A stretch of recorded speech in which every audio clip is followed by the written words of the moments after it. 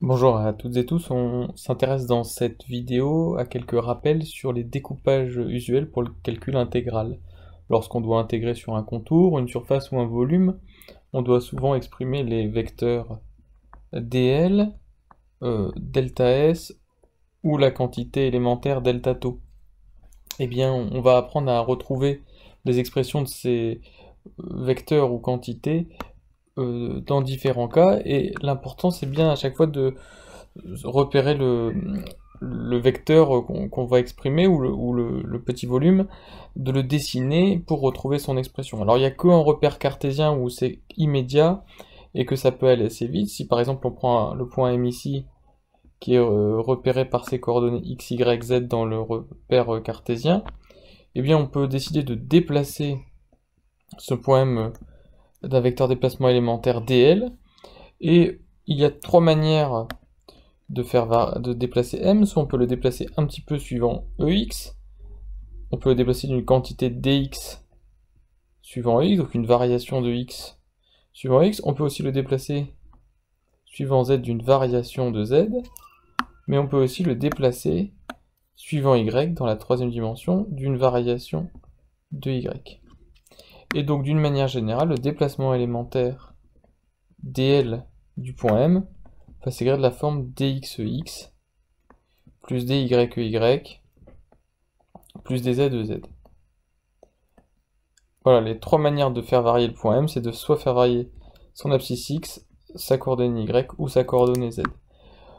On peut définir, grâce à ces trois variations, un petit volume élémentaire des taux, puisque si le point M se déplace suivant x, ça forme ce petit côté. Suivant z, on forme ici une petite surface, et si on déplace suivant y, on forme un petit volume cubique qui a cette allure-là.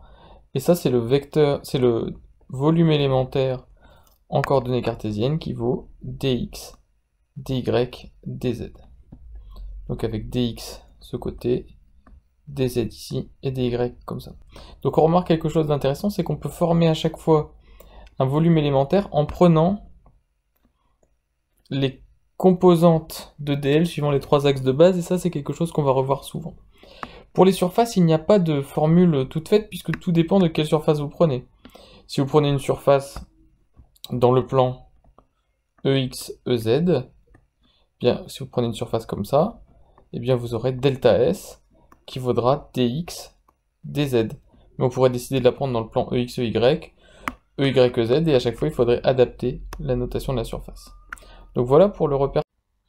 Alors intéressons-nous désormais au repère cylindrique.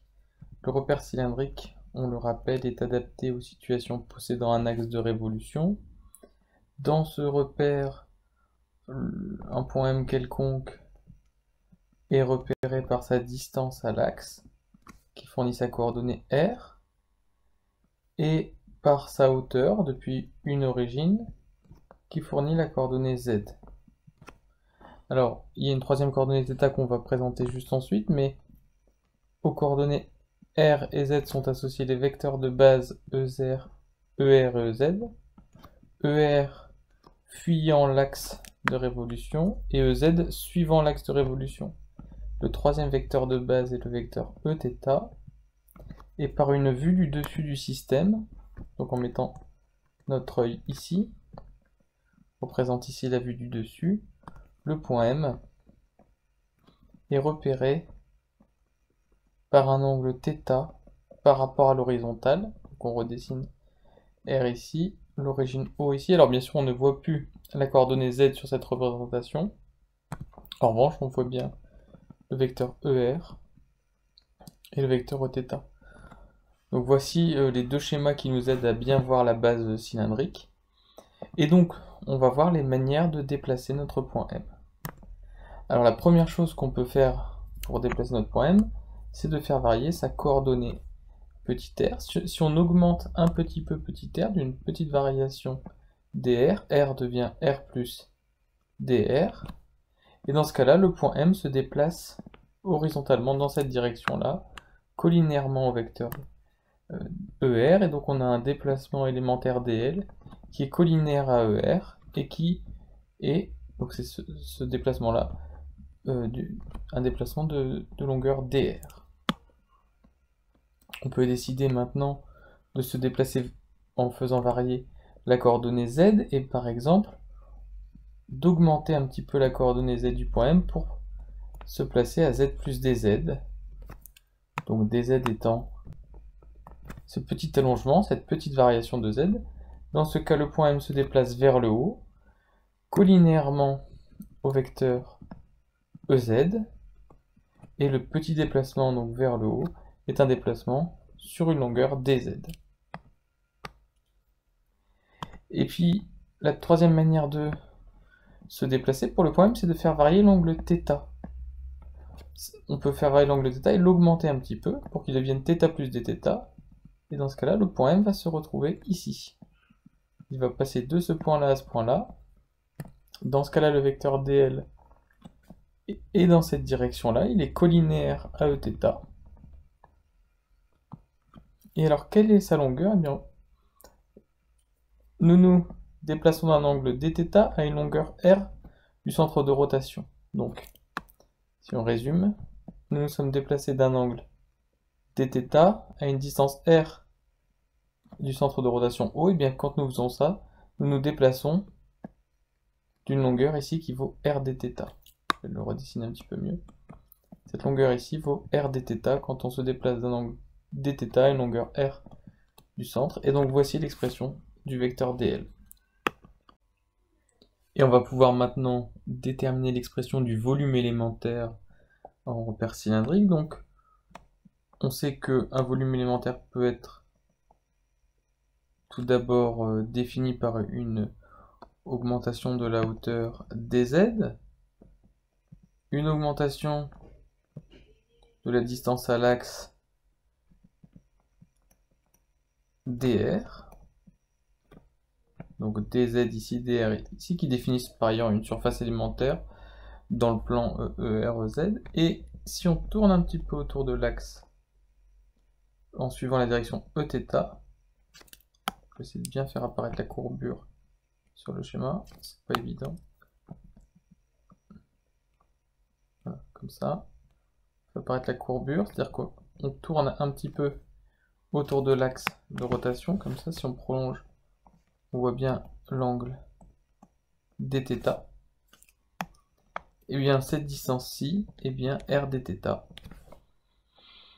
Et donc on trouve que delta tau, dans le repère cylindrique, c'est r dθ dz dr, et on retrouve le résultat identique que ce qu'on avait vu en cartésien, c'est-à-dire que si on multiplie les composantes du vecteur dl, enfin les valeurs des composantes du vecteur dl suivant les vecteurs er, Eθ, Ez, on les multiplie entre elles et on retrouve l'expression du volume delta tau.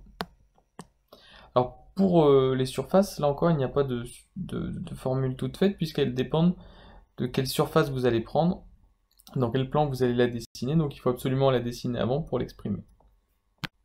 Et pour terminer, donc on va s'intéresser au repère sphérique. Alors avant de dessiner le repère sphérique, il est toujours intéressant de bien redessiner la base cartésienne. Et dans le repère sphérique, un point M est d'abord repéré par sa distance au centre, O, et qui va définir le vecteur ER.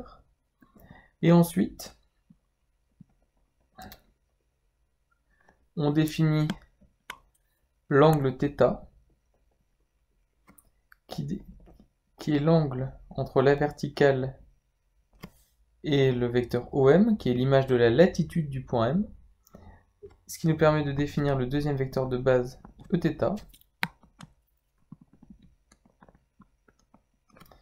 Et donc θ qui va du nord au sud. Et la troisième coordonnée importante dans le repère sphérique, c'est la longitude. Et donc pour faire ça, on projette le point M sur le plan OEXEY et on définit l'angle φ entre l'axe OEX et le vecteur OH.